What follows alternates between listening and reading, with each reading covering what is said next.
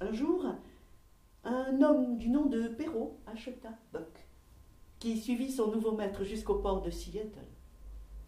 Ensemble, ils embarquèrent sur un paquebot où d'autres chiens attendaient.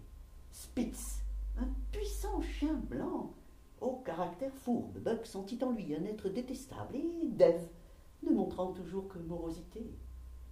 Un deuxième homme du nom de François s'occupait d'eux. Il était dur, froid, mais strictement juste, et Buck lui accorda toute son estime. Le paquebot se mit en marche vers la baie de la Reine Charlotte. Après plusieurs semaines de voyage, ils débarquèrent à Daieux, un village indien, et pour la première fois, Buck voyait la neige. Sur cette terre nouvelle vivaient des chiens en très grand nombre, et jamais Buck n'avait rien vu de semblable à ces batailles que se livraient tous ces animaux, pareils à des hordes de loups. Et sitôt arrivé, Buck plongea dans l'enfer des conditions de sa nouvelle vie, où bêtes et hommes ne connaissaient qu'une seule loi, celle de la dent et du bâton. Il dut apprendre à tirer le traîneau, comme il avait vu faire les chevaux du juge. De se voir transformé en une bête de trait, Buck se sentit blessé dans sa dignité, mais il était devenu trop prudent pour oser maintenant se révolter résolument, travailla, fit de son mieux, comme les autres chiens que Perrault avait achetés, Duck, Dolly, Pike, Billy, Joey, Solek, un vieux husky, ainsi que Dave et Spitz, toujours détestables. Il dut apprendre aussi à creuser dans la neige un trou pour y dormir, comme il avait vu faire ses autres compagnons d'infortune.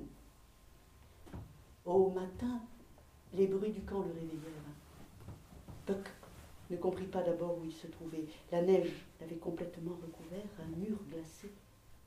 De tous les côtés l'enfermait, un piège. Il était pris dans un nouveau piège. La peur le prend, il tend ses muscles.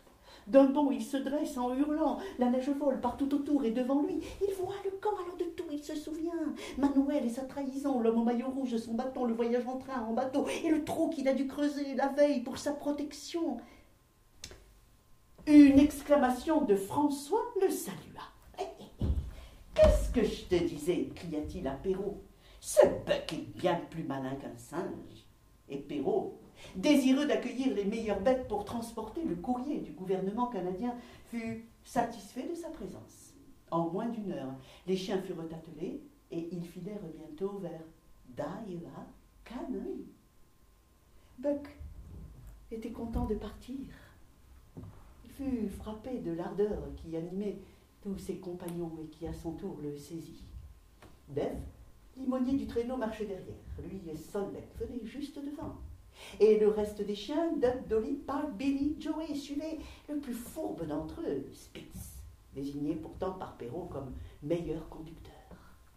Ce fut une très rude journée de marche.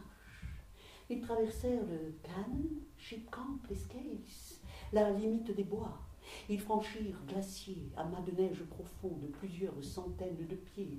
Ils passèrent le Chilco David qui sépare l'eau salée de l'eau fraîche et douce. Puis la caravane descendit encore toute la chaîne des lacs, ceux qui remplissent les nombreux cratères de volcans endormis. Enfin, elle fit halte au bord du lac Bennett.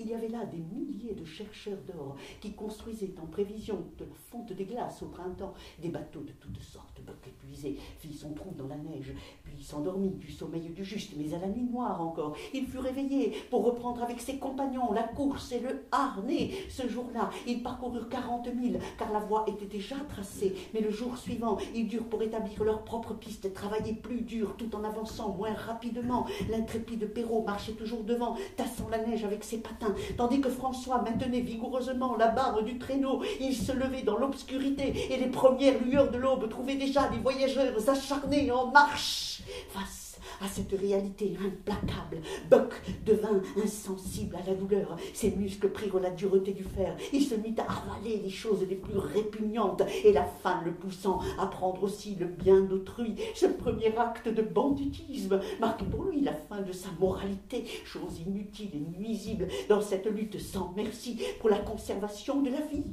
Et bientôt, comme un loup que ses aïeux avaient pourchassé, Buck apprit sans peine à combattre.